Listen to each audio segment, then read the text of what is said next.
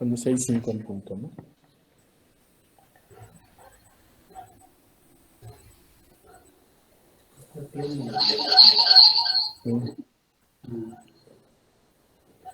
Bueno, muy buenas tardes con todos. Bienvenidos a estas conferencias periódicas que tenemos el grupo de geometría. Como grupo hemos decidido estas charlas últimas de este mes de septiembre y del mes de agosto, presentar a investigadores jóvenes que están terminando sus carreras de pregrado para que sientan que las cosas que se van haciendo tienen mucha importancia y sientan el impulso para continuar haciendo la matemática que les gusta. En esta ocasión tengo el gusto de presentar a Anthony David Chávez Cárdenas de la Universidad Central del Ecuador, quien hizo su trabajo para titularse con Petronio Álvarez, miembro del Núcleo de Investigadores Científicos de la Facultad de Ciencias. Y el tema que nos va a exponer hoy Anthony es estudio de las representaciones irreducibles de los grupos de permutaciones. Bienvenido, Anthony, es un orgullo escuchar tu charla, ¿sí? Y tienes todo el auditorio para ti. Bienvenido y muchas gracias por aceptar la invitación. Muchas gracias a usted, Mate. Buenas tardes con todos los presentes. Muchas gracias por su asistencia. Como ya dijo el doctor, yo este día les voy a presentar el trabajo que hice como mi tesis, como mi trabajo de titulación. Se titula Estudio de las representaciones irreducibles de los grupos de permutaciones. Este trabajo lo realicé yo en conjunto con el doctor Petronio, como parte de las investigaciones que se hace dentro del núcleo de investigadores científicos de la Universidad Central. Bien.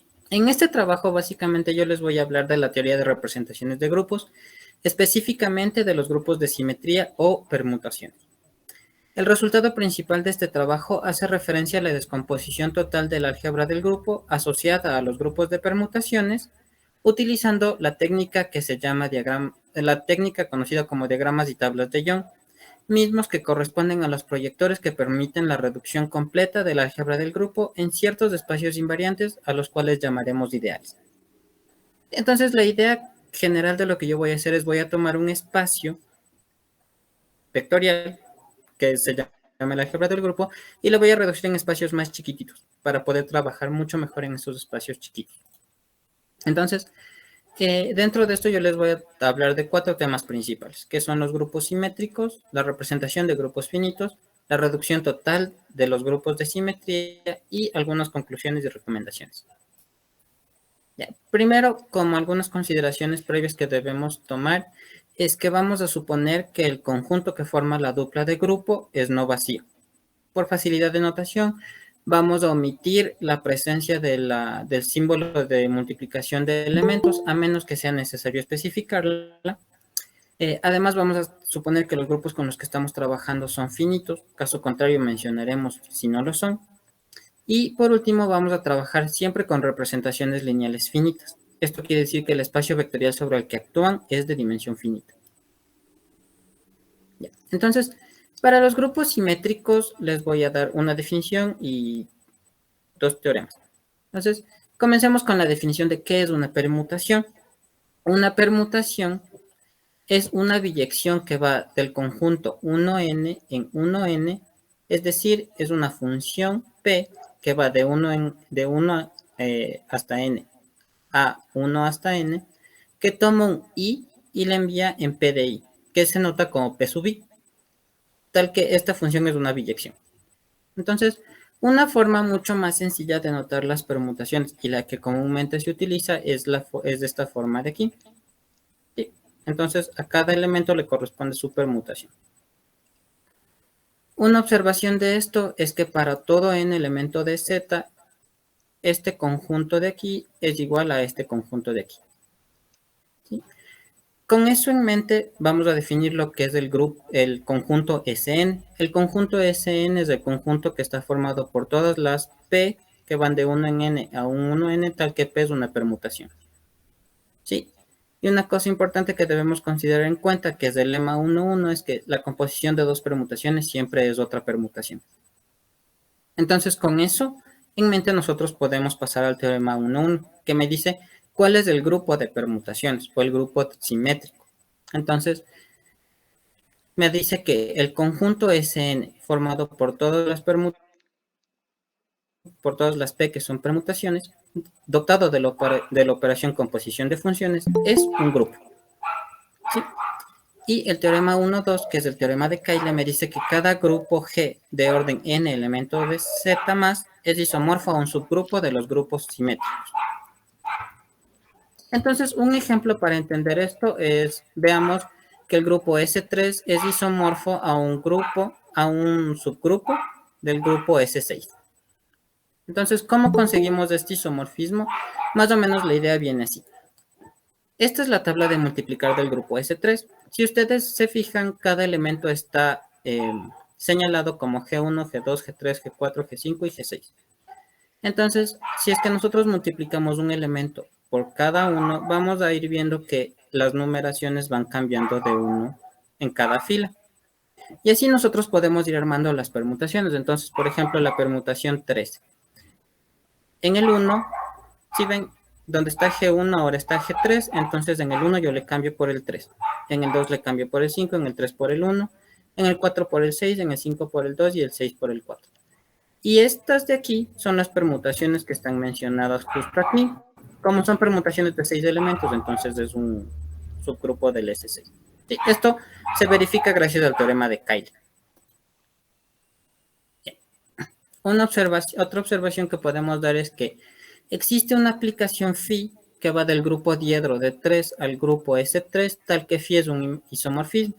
¿Cómo conseguimos este isomorfismo? Veamos las figuras. Por ejemplo, la identidad deja el triángulo equilátero, ¿sí?, como el mismo. Y las numeraciones que pusimos a los vértices siguen siendo las mismas numeraciones. La operación C3 es una rotación en 120 grados en sentido antihorario respecto del centro de rotación del triángulo. Entonces la figura es justo esta. Entonces nosotros podemos notar cómo cambian los vértices. Sí, y esta es la permutación 123. Entonces a la operación C3 le corresponde la operación 123. Al C3.2, que es una rotación propia en 240 grados, le corresponde la permutación 132. La reflexión sigma 1 le corresponde a la operación 23. A sigma 2 le corresponde la operación 13. Sí, porque si ven, los únicos que cambian son el 1 y el 3. Y a la reflexión sigma 3 le corresponde la permutación 2. Entonces así nosotros conseguimos el isomorfismo.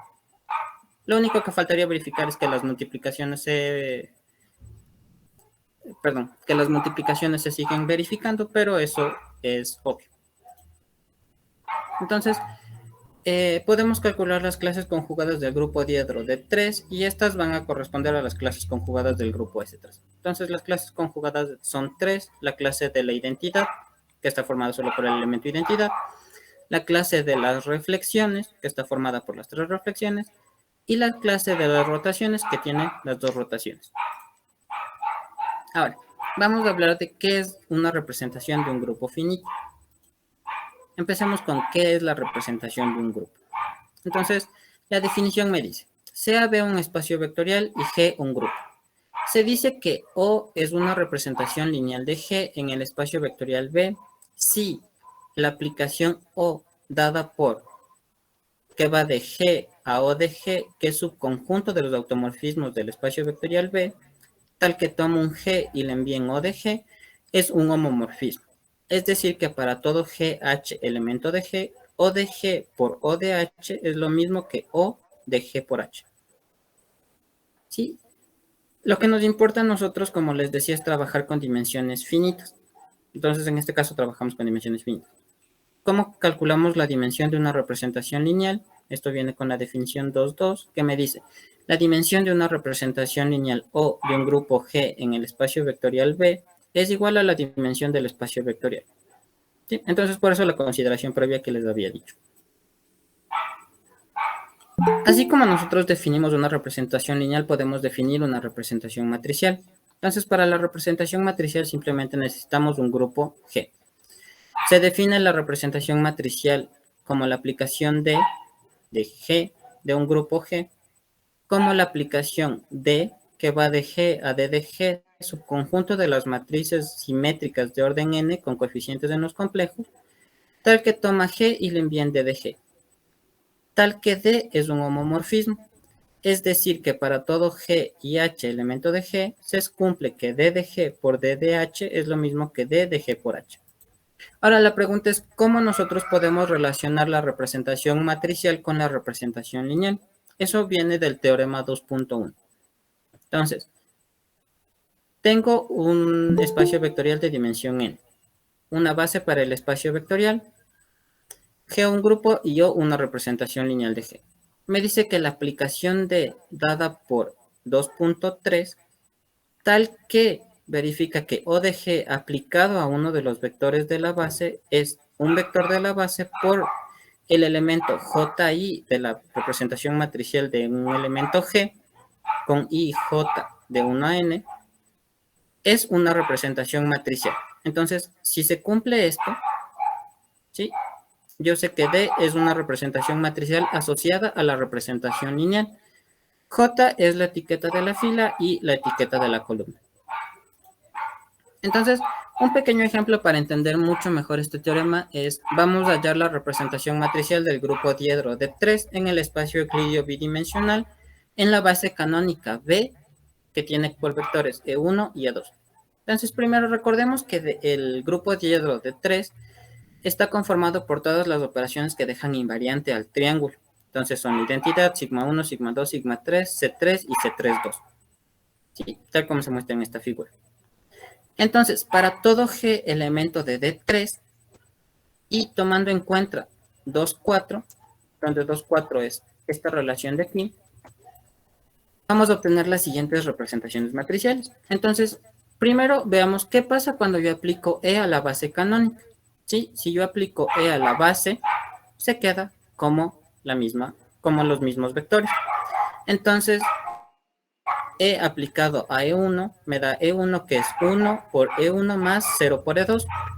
Y E aplicado a E2 es igual a E2, que es lo mismo que escribir 0 por E1 más 1 por E2. Entonces, así yo tomo estos dos coeficientes y les ubico aquí. Tomo estos dos coeficientes y les ubico en la siguiente columna. Entonces, con eso yo obtuve la representación matricial del elemento E. Asimismo, con sigma 1, cuando yo aplico sigma 1 a la base canónica, lo que pasa es E2 queda invariante. Lo que cambia es E1, que se refleja a menos E1. ¿Sí? Entonces, la representación matricial de sigma 1 es menos 1, 0, 0, 1. Y así podemos seguir viendo cómo cambia la base canónica respecto de la aplicación de los elementos del grupo sigma 3. Y así vamos obteniendo las representaciones matriciales. Sí, aquí está lo último. Entonces, la representación matricial del grupo viene dada por el conjunto que contiene a todas las representaciones matriciales que nosotros obtuvimos, que son 6. Ahora, lo que a nosotros nos importa es ver que las representaciones, es cuando las representaciones son distintas. Entonces nosotros tenemos un criterio para definir equivalencia entre representaciones. ¿Cómo definimos equivalencia entre representaciones? Entonces la definición 2.4 me dice equivalencia entre representaciones lineales. Sea B un espacio vectorial, G un grupo y O techo, dos representaciones lineales de G en el espacio vectorial B. Se dice que O es equivalente a O tilde si existe T, elemento de los automorfismos del espacio vectorial, tal que O tilde de G es igual a T por O de G por T a la menos 1. Esto para todo G, elemento de G. En este caso, la equivalencia se nota con este churito de aquí. ¿Sí? Y se lee como que están en relación de semejanza. Del mismo modo, podemos definir un criterio de equivalencia entre representaciones matriciales. Para esto tengo sea G un grupo D y D tilde dos representaciones matriciales de G. Se dice que D tilde es equivalente a D si existe una matriz simétrica de orden n con coeficientes en los complejos P, tal que D tilde de G es igual a P por D de G por P a la menos 1. Esto para todo G en G. En este caso, del mismo modo, se notará D tilde está en relación con D y se lee D tilde está en relación de semejanza con D. Ahora, para esto, como yo les decía, nosotros necesitamos espacios pequeños. Queremos reducirle espacios pequeños. Entonces, para eso necesitamos la noción de un subespacio invariante. ¿Qué es un subespacio invariante? Me dice, sea B un espacio vectorial, G un grupo y O una representación lineal de G en el espacio vectorial B. Si yo tengo un subespacio W, un subespacio vectorial W de B, tal que se verifica que O de G aplicado a un vector en W, ¿sí? Esto se queda en W para todo vector X en W y para todo G en G, entonces decimos que W es un subespacio invariante de B. ¿Qué quiero decir? Que a lo que yo aplico la representación lineal de un elemento a un vector del subespacio, no se sale del subespacio. Ahora, nosotros buscamos los subespacios más pequeños, entonces buscamos que ya no puedan reducirse, ¿sí? Entonces, para eso tenemos la definición subespacio invariante irreducible. Me dice, sea B un espacio vectorial, G un grupo y O una representación lineal de G en B. Si B super mu es un subespacio invariante de B respecto de O que no contiene otros subespacios invariantes no triviales, se dice que B super mu es un subespacio irreducible. Es un subespacio invariante irreducible respecto de la representación lineal O. Sí, cuando me refiero a que no contenga más subespacios invariantes, quiere decir que no contenga al espacio ni al vacío, porque esos son los triviales. Así nosotros decimos que la representación restringida a este subespacio invariante es la representación con menor dimensión y además ya no podemos seguir reduciendo B super mu. Ahora, una representación lineal invariante irreducible es una representación definida en este tipo de espacios. Entonces, me dice sea B un espacio vectorial, G un grupo y O una representación lineal invariante de G en B. Se dice que O sobre B es irreducible, sí, decimos que una representación lineal es irreducible si no hay subespacios invariantes no triviales en B respecto de O. Caso contrario, se dice que la representación es reducible. Además, si el complemento de un subespacio invariante también es invariante respecto de la representación, decimos que la representación es descomponible o, lo que es lo mismo, totalmente reducible. Sí, por cuestión de notación vamos a decir que la representación restringida al subespacio invariante es O super mu, donde mu va desde 1 hasta nc, siendo nc el número de clases del grupo. Entonces, con esta definición nosotros tenemos la siguiente observación, que me dice que la total descomposición de una representación matricial tendrá la siguiente forma. Va a ser la sumatoria en sumas directas desde mu igual a 1 hasta nc de A sub mu por O super mu de G para todo G elemento de G, donde A sub mu es el número de veces que se repite la muésima representación lineal irreducible O sub mu. Y del mismo modo, si es que yo tengo una representación matricial asociada a la representación lineal, entonces esta se va a escribir como suma directa de representaciones matriciales irreducibles de super mu y va a tener la forma de una matriz por bloques tal como se muestra aquí. Entonces tenemos A sub 1 bloques donde aparece de super 1 y tenemos A sub nc bloques que aparece de super nc en la diagonal. Ya. El teorema 2.2 me dice, sea G un grupo, el número de representaciones lineales invariantes irreducibles que yo puedo obtener es igual al número de clases conjugadas del grupo. Es decir, que todas las demás van a ser equivalentes. Y el teorema 2.3 me da una condición respecto de la dimensión de las representaciones lineales irreducibles. ¿Sí? Entonces me dice, sea B un espacio vectorial, G un grupo de orden NG y N sub mu la dimensión de una representación lineal invariante irreducible con mu que va de 1 hasta NC. Entonces verifican la siguiente condición. La suma de las dimensiones al cuadrado es igual al orden del grupo. Ahora, con estas definiciones vamos a hablar de lo que es la reducción total de los grupos de simetría. Vamos a empezar con qué es el álgebra del grupo. Entonces, primero, la definición de qué es un álgebra. Me dice, sea F un conjunto. no necesariamente finito, y K un cuerpo, real o complejo. Se dice que se definen en F las siguientes operaciones: la suma, el producto por escalar y el producto entre elementos. ¿Sí? Nosotros decimos que F con la suma, el producto por escalar y el producto de dos elementos es un álgebra sobre K o una K álgebra si para todo X, Y, Z en F se verifica lo siguiente. F con la suma y el producto por escalar es un espacio vectorial. La segunda condición me dice que la multiplicación de tres elementos es asociativa.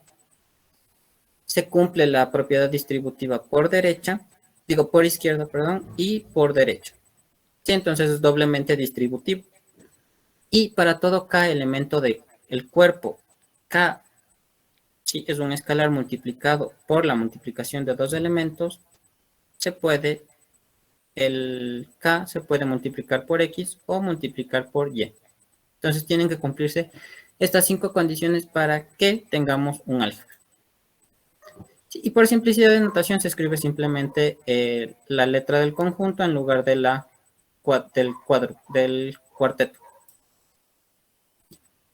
Ahora, una nota importante que nosotros tenemos que tomar en cuenta es que aunque en la teoría de grupos pura se trabaja con una operación que se conoce como la multiplicación del grupo, es natural pensar cómo añadirle una nueva operación a este tipo de estructuras. Entonces, tomemos en consideración lo siguiente. Tenemos un grupo de orden NG con ley de multiplicación dada por lo siguiente. GI, si GI y GJ son elementos de G, entonces GI por GJ es igual a GK, ¿sí? Que también es un elemento de G. En forma, nosotros podemos describir esto de la siguiente forma. GI por GJ es igual a GM por delta super M sub IJ, donde este delta sub M, super M sub IJ es una delta de Kroneck. Sí, entonces, fíjense que lo que nosotros estamos haciendo es como meterle la idea de una combinación, de una combinación lineal de elementos. Sí, es justo lo que les digo en esta nota. Se observa en la última expresión, justo en la expresión 3,4, que hemos tomado la noción de combinación lineal, pero este tema no se trata en la definición de un grupo. ¿Sí? Debido a que la representación lineal O de un grupo en un espacio vectorial B tiene una estructura algebraica, es factible introducir esta noción entre los elementos del grupo. Sí, todo lo que nosotros hicimos aquí es gracias a la idea de la representación lineal. Entonces definamos el teorema 3.1, me dice lo que es un álgebra del grupo. Tengo un grupo de orden NG, y que va desde 1 hasta NG, donde NG es el orden del grupo. El conjunto formado por todas las combinaciones lineales en forma, es decir, el conjunto G tilde que está formado por los R, que el R está dado por GI por RI, donde GI es elemento de G y RI es un complejo, dotado de las tres operaciones: suma, multiplicación por escalar y multiplicación entre dos elementos, es un álgebra. Y esta álgebra se conoce como el álgebra del grupo. Para esta álgebra tenemos una base, y la base de esta álgebra está formada por los mismos elementos del grupo. Como una observación, la observación 3.1 lo que me dice es que todos los elementos del grupo cumplen con la noción de operador y de elemento. O sea, son operadores y también pueden considerarse vectores. Esta dualidad que tienen los elementos es la característica principal de lo que se conoce como la representación regular. Entonces, ¿qué es la representación regular? La representación regular es una representación lineal en el álgebra del grupo. ¿Sí? Entonces, en vez de tomar un espacio vectorial cualquiera, vamos a tomar el espacio vectorial del álgebra del grupo, tal que verifique que es un homomorfismo. Es decir, para todo H, R elementos de G y para todo alfa, beta escalares complejos, se va a cumplir que R de alfa H más beta R es igual a alfa por R de H más beta por R de R. Y R de HR es igual a R de H por R de R. A este tipo de representaciones nosotros la conocemos como la representación regular. Una observación me dice, sea G un grupo de orden NG y R la representación regular de G. Para todo I, J, K que van desde 1 hasta el orden del grupo, si G sub I por G sub J es igual a G sub K, entonces R de GI por G sub J es delta super M sub IJ por GM, donde esta parte de aquí puede escribirse como GI por GJ. La representación matricial asociada a la representación regular viene dada por las matrices delta sub I. El I representa el elemento, ¿sí? En la J-ésima fila y la K-ésima columna. ¿Sí? Entonces, esta es la representación. Estas matrices vienen a formar la representación matricial asociada a la representación regular en el álgebra del grupo. Entonces, un ejemplo me dice la representación regular del grupo S3. Sí, recordemos que el grupo S3 está dado por las permutaciones de identidad, la permutación 12, la permutación 13, 23, 123 y 132. Entonces, si nosotros aplicamos la ecuación 3, 4, ¿sí? La ecuación 3, perdón, está más acá atrás. ¿Sí? Esta es la ecuación 3, 4. Entonces, nosotros podemos obtener fácilmente estas matrices. Utilizando también la tabla de multiplicar, porque la tabla de multiplicar nos ayuda a ver cuáles son los elementos que nosotros tenemos que considerar. Entonces, por ejemplo, miren, la representación matricial asociada al elemento 13 está dada como la matriz 0, 0, 1, 0, 0, 0, 0, 0, 0, 0, 1, 0, 1, 0, 0, 0, 0, 0, 0, 0, 0, 0, 0, 1, 0, 1, 0, 0, 0, 0, 0, 0, 0, 1, 0, 0. ¿Sí? Y son solo ceros y unos. La importancia de la representación regular yace en el hecho de que todas las representaciones lineales, inequivalentes e irreducibles del grupo están contenidas en ella. Más aún, el número de veces que aparecen es igual a la dimensión de cada una. ¿Sí? Entonces, el número de veces, que lo calculamos gracias al teorema 3, 4, me dice, sea G un grupo de orden NG. Delta, la representación matricial regular de G, y mu que va de 1 hasta el número de clases. El número de veces que aparece cada representación lineal invariante irreducible mu, es decir, A sub mu super R, sí, le ponemos super R porque está asociada a la representación regular, es exactamente igual a la dimensión de cada representación. Entonces, la observación 3.3 me dice que si yo descompongo sistemáticamente la representación regular, obtengo todas las representaciones lineales invariantes irreducibles del grupo G, donde este de aquí hace referencia al bloque de la representación asociada al elemento identidad, y las demás son las representaciones asociadas a los demás elementos. Ahora, como les dije, yo quiero utilizar la idea de diagramas y tablas de Young para reducir el álgebra del grupo. Entonces, ¿qué es un diagrama de Young? Un diagrama de Young es una partición de n. Perdón, un diagrama de Young es la representación gráfica de una partición a la cual notamos como lambda mediante n cuadrados ordenados en R filas. Sí, ya les voy a hacer un ejemplo para que se entienda mucho mejor a qué se refiere esta definición. La definición 3.4 me dice que es una tabla de Young normal y estándar. ¿Sí? Una tabla normal de Young es un diagrama de Young que tiene todos sus cuadros llenos en orden y van incrementando de uno en uno, de izquierda a derecha y de arriba para abajo. Una tabla estándar es una tabla en la que se conserva el incremento, pero no necesariamente tiene que ir en orden. Sí, igual, ya vamos a ver un ejemplo para entender mejor esto. Y el teorema 3.5 me dice cuántos diagramas puedo yo tener. El número de diagramas de Young distintos es igual al número de clases del grupo simétrico Sn, con n elementos de Z más. Entonces, veamos un ejemplo para entender mejor esto. Cojamos el caso n igual a 3. Entonces, para n igual a 3 tenemos tres particiones diferentes, que son la partición que está dada solo como 3, la partición 2, 1 y la partición 1, 1, 1. Entonces, si ustedes se fijan, dentro de cada partición se suma 3. Esto suma 3, esto suma 3 y esto suma 3. Entonces, ¿cómo vamos a ordenar? Me decía que son n cuadrados ordenados en r filas. Sí, entonces aquí yo solo tengo una fila porque solo tengo un número. Y son 3 cuadrados. 1, 2, 3. Aquí tengo 2 filas.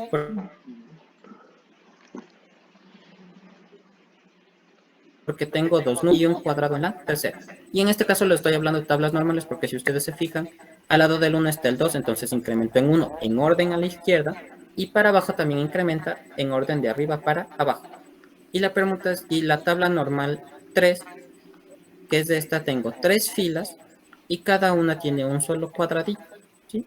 Entonces la primera fila, segunda fila, tercera fila. Igual, si ustedes se fijan, están ordenados. El incremento va de arriba para abajo, en orden. Ahora, la pregunta es, ¿qué pasa cuando yo multiplico una permutación por una tabla normal? Entonces, si yo tengo una permutación y una tabla normal asociada a cierta partición, entonces esta de aquí es una tabla estándar de Young. Sí, entonces es la tabla de Young asociada a la partición lambda por la permutación P. Entonces, fíjense en esta tabla de aquí. Si yo cambio el 2 por el 3, se sigue manteniendo el incremento, pero ya no es necesariamente en orden. Entonces estoy hablando de una tabla estándar. Sí, entonces tengo la tabla estándar 223, que es 1, 3, 2. Ahora, la idea para hacer esto, para llegar a los operadores que me permiten reducir el espacio, son las permutaciones horizontales y verticales. Una permutación horizontal es aquella que deja invariante las filas horizontales. Sí, las filas, perdón, solo filas. Y una permutación vertical es aquella que deja invariante las columnas. Entonces, la observación 3.5 me dice, sea una tabla de Young, los ciclos que comprenden una permutación horizontal deben contener solo los números que aparecen en la fila. Y los ciclos que comprenden una permutación vertical involucran solo los números en la misma columna. Entonces, con esta definición nosotros podemos definir lo que es el simetrizador irreducible, que es el operador que me va a servir para reducir el espacio. Entonces me dice, sean n elementos de Z más, lambda una partición de n, p una permutación y teta sub lambda super p una tabla de Young. Se define el simetrizador irreducible E sub lambda super p asociado a la tabla estándar de Young como E sub lambda super p se define como la doble sumatoria en las permutaciones horizontales y verticales de la paridad de la permutación vertical por la permutación horizontal por la permutación vertical. Este de aquí se conoce como el simetrizador de Young. Entonces, ¿cómo es que esto nos ayuda a descomponer la representación regular? La idea está en el teorema 3.6, que me dice que sea n elementos de Z más y Sn el grupo simétrico de orden n. Los ideales izquierdos que se forman con los idempotentes que nosotros hallamos, que son estos, asociados a cada tabla estándar de Young, son linealmente independientes. Y la suma directa de los ideales izquierdos generados por todas las tablas de Young generan todo el espacio del álgebra. Entonces, si ustedes se acuerdan, tiene relación con lo que se ve en teoría de espacios vectoriales, porque para tener una suma directa necesitamos independencia, ¿sí? Independencia lineal, y que la suma de los espacios chiquitos me den el espacio grande. Con este teorema yo ya conseguí todo eso. Y el teorema 3.7 me dice que, dado un grupo y una partición de un número, la dimensión n sub mu de una representación invariante irreducible mu asociada a la partición lambda es igual al número de tablas estándar de Young que corresponden a dicha partición. Este teorema es un poco difícil de verlo y sobre todo la demostración es muy complicada, pero puede encontrarse en el libro de Miller en la página 127. Y la demostración exacta está en la sección .4 de la misma referencia.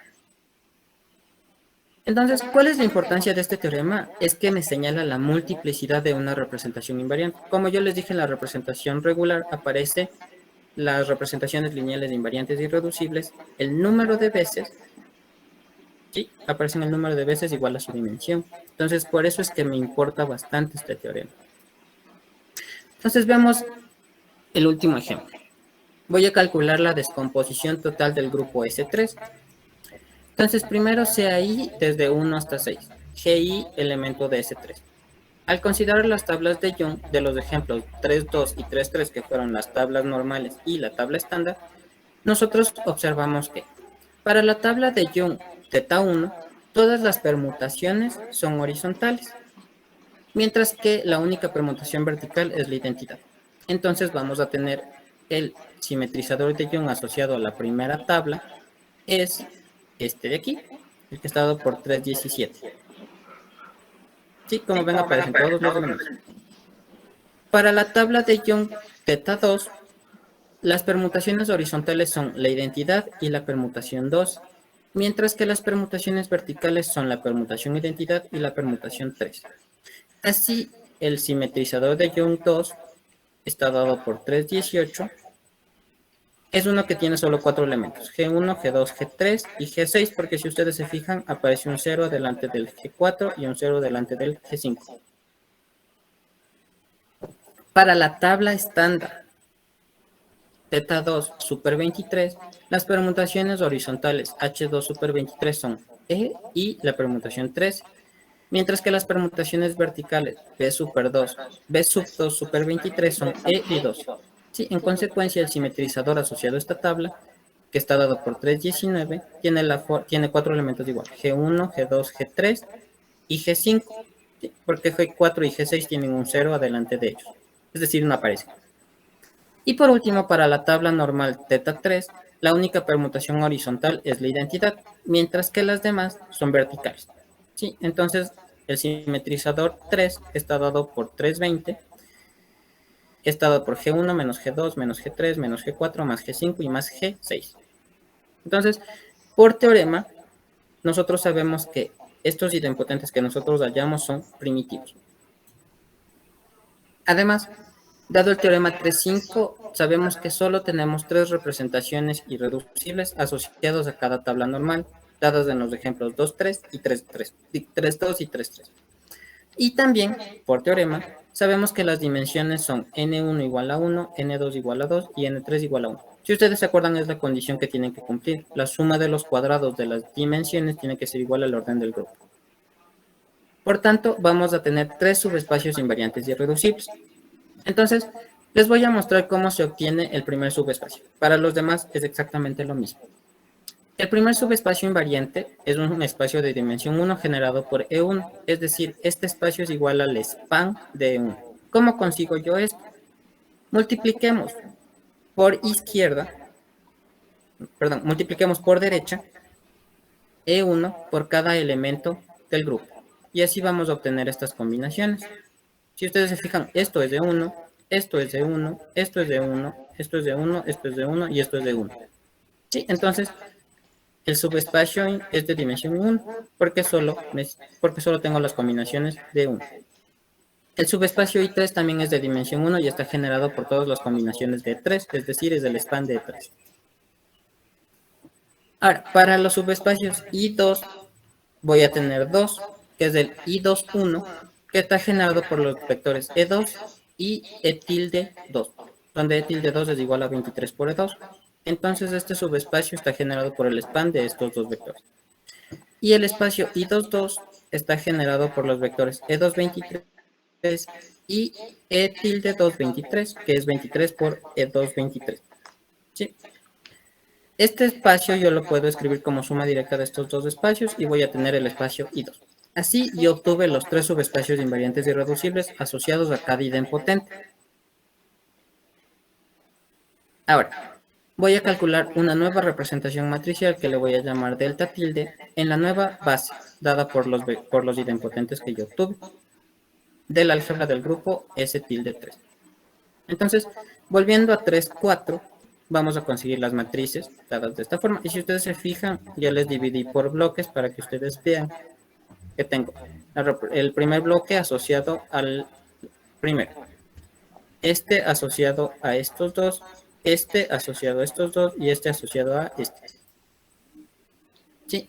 Y como son representaciones matriciales, yo puedo obtener las demás con la multiplicación de 2. Entonces, por eso solo calculé 2 y las demás los calculé como multiplicaciones. Entonces, la representación matricial delta tilde de S3 está dada por estas matrices de aquí. Ahora, una cosa que vale la pena notar es que esta representación delta tilde es semejante a delta. Es decir, existe una matriz de semejanza. La matriz de semejanza está dada por esta forma. Sí. Por último, por el teorema 3.6 y de la representación irreducible 3.31, observamos que el álgebra del grupo se descompone en la suma directa de los tres subespacios invariantes que yo obtuve. La representación matricial se va a escribir como la suma directa de las representaciones matriciales irreducibles obtenidas. Y por último, una cosa que vale mencionar es que aquí aparece 2 veces la representación matricial 2, ¿sí? Que son estas de aquí. Y por último, la representación regular se va a descomponer como la suma directa de las representaciones regulares irreducibles, y cada una aparece el número de veces igual a su dimensión. Sí, esta de aquí y esta de aquí tienen dimensión 2, por lo tanto aparecen 2 veces. Ahora, entre las conclusiones y recomendaciones les voy a decir, hay una que es muy importante.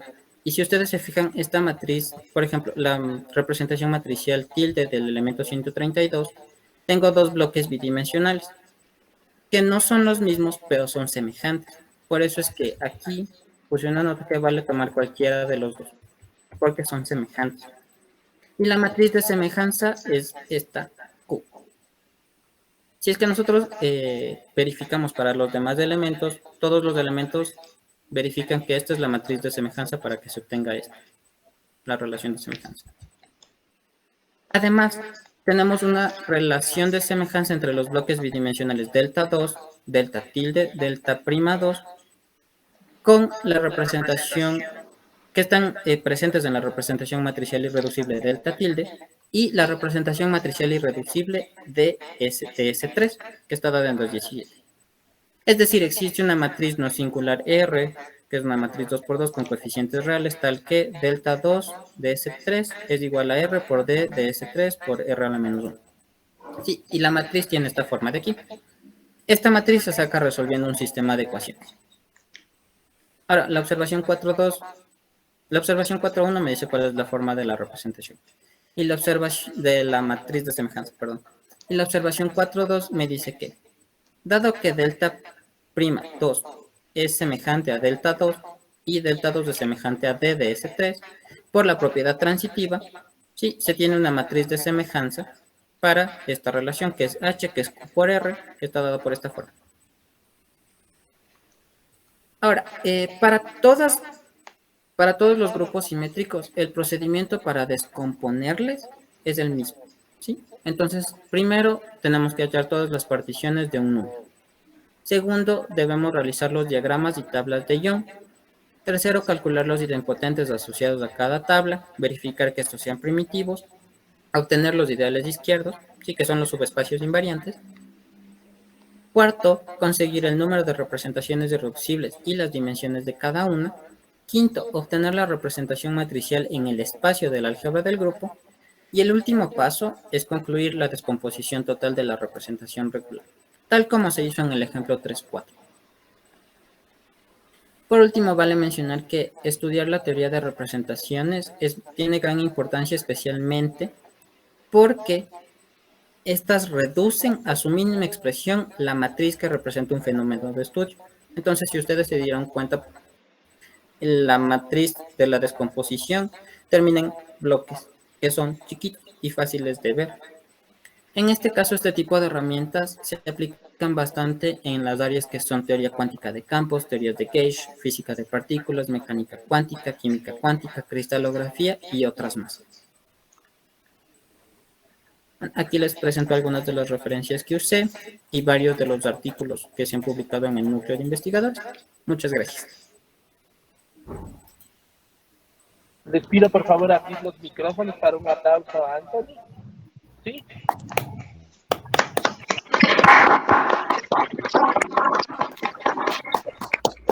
Y por favor, abrimos la ronda de preguntas.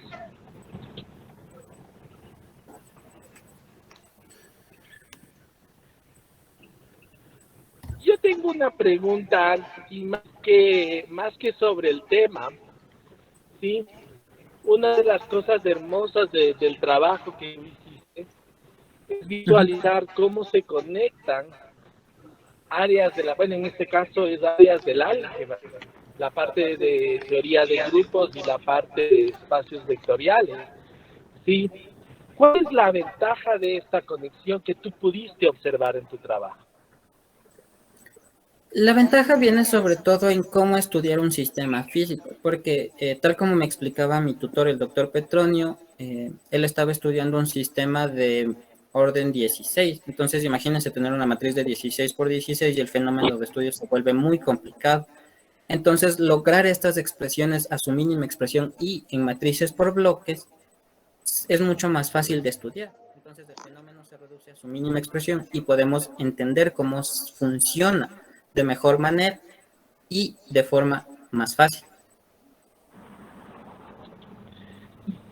Perfecto, pero ¿qué papel juega toda esta estructura de los isomorfismos con los cuales tú construiste todas las cosas? ¿Cómo podrías explicarnos?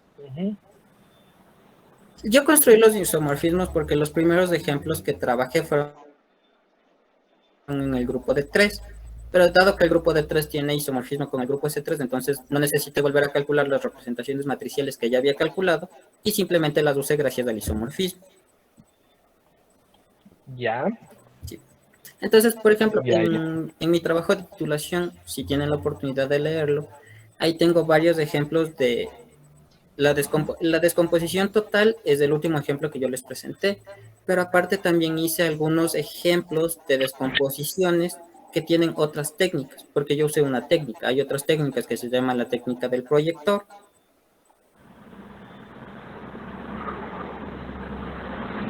Perfecto, muchas gracias, Anthony, muchas gracias. ¿Alguna otra pregunta?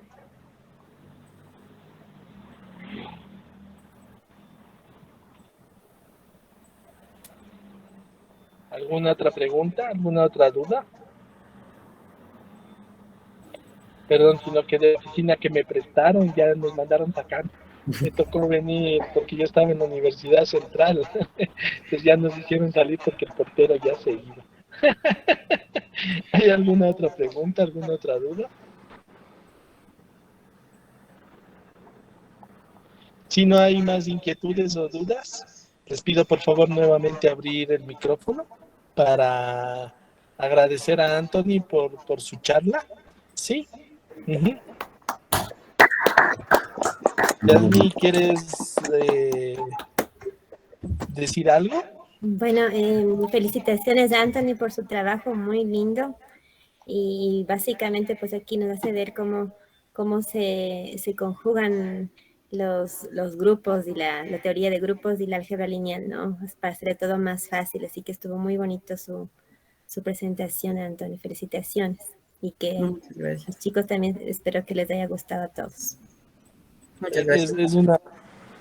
Disculpen, es una bonita motivación porque el álgebra lineal y el análisis básico hay que saberlos manejar al revés y al derecho para poder hacer algo en matemáticas. ¿Sí? Felicitaciones, Anthony. ¿Sí? Muchas gracias a todos. Les invitamos a la charla del 26 de septiembre.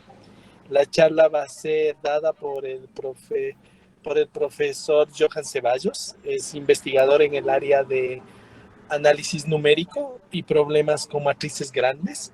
Sí, va a ser una muy bonita charla. Les invitamos el 26 de septiembre. Sí, muchísimas gracias a todos y gracias por acompañarnos siempre. en esta que esperamos sea una tradición que continúe por siempre, esto de hablar de matemáticas por lo menos 2 veces al mes y conocer qué es lo que se hace en matemáticas. Muchísimas gracias a todos. Sí, gracias y una buena tarde. Muchas gracias, Anthony. Muchas gracias, Mate. Muchas gracias con todos.